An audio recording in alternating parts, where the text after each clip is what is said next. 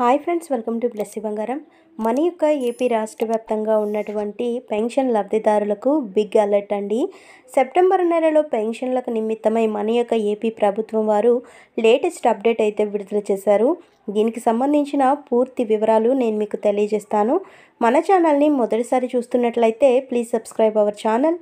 పక్కనే ఉన్న బెల్ ఐకాన్ని ట్యాప్ చేయండి. ఆల్ ఇన్ ఆప్షన్ని యాక్టివేట్ చేసుకోండి. ప్లీజ్ ఫ్రెండ్స్, లైక్ చేయండి. గవర్నమెంట్ నుంచి వచ్చే ప్రతి చిన్న అప్డేట్ ఎప్పటికప్పుడు నేను మీకు తెలియజేస్తూ ఉంటాను. మన యొక్క ఏపీ రాష్ట్ర వ్యాప్తంగా ఉన్నటువంటి ఎన్టీఆర్ భరోసా పెన్షన్ పంపిణీకి సంబంధించి సెప్టెంబర్ నెలలో పంపిణీలు జరుగుతున్నాయి కదా.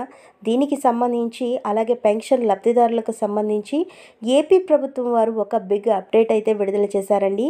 దీనికి సంబంధించి ఒక అప్డేట్ వచ్చింది. వివరాలు చూసుకున్నట్లయితే ఏపీ ప్రభుత్వం పెన్షన్ లబ్ధిదారుల్లో అనర్హులను గుర్తింపు పైన కసరత్తు చేస్తోంది.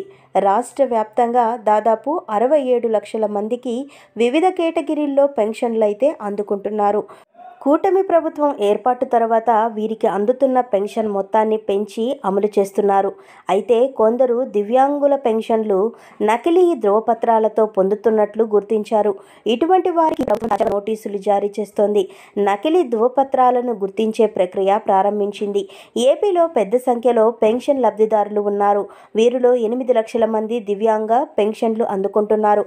మొత్తానికి సెర్ప్ ఇచ్చిన నివేదిక మేరకు దాదాపుగా 60,000 మందికి తిరిగి వైకల్య నిర్ధారణ పరీక్షలు చేయాలని తేల్చారు.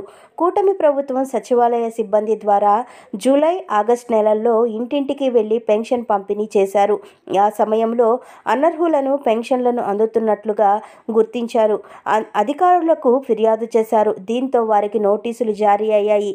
దివ్యాంగులు కొందరు నకిలీ ధ్రువపత్రాలతో పెన్షన్ పొందటం పైన జిల్లాల వారీగా సమాచారం సేకరిస్తున్నారు. గత ప్రభుత్వం అనుసరించిన తనిఖీ విధానంలోనే ప్రస్తుతం ముందుకు వెళ్తున్నారు. దివ్యాంగ సర్టిఫికేట్ల జారీలోనూ పలు ప్రాంతాలలో వేల రూపాయలు తీసుకుని జారీ చేస్తున్నట్లు ఫిర్యాదులు వస్తున్నాయి. ఇదే అంశంపైన తాజాగా ముఖ్యమంత్రి చంద్రబాబు నాయుడు గారు సైతం అధికారులకు స్పష్టమైన ఆదేశాలు జారీ చేశారు. దీంతో ఇప్పుడు ప్రభుత్వం నకిలీ ధ్రువపత్రాలతో పెన్షన్లు అందుకుంటున్న వారిపైన ఫోకస్ చేయడంతో వారి పెన్షన్ల కోత పడటం ఖాయంగా కనిపిస్తోంది.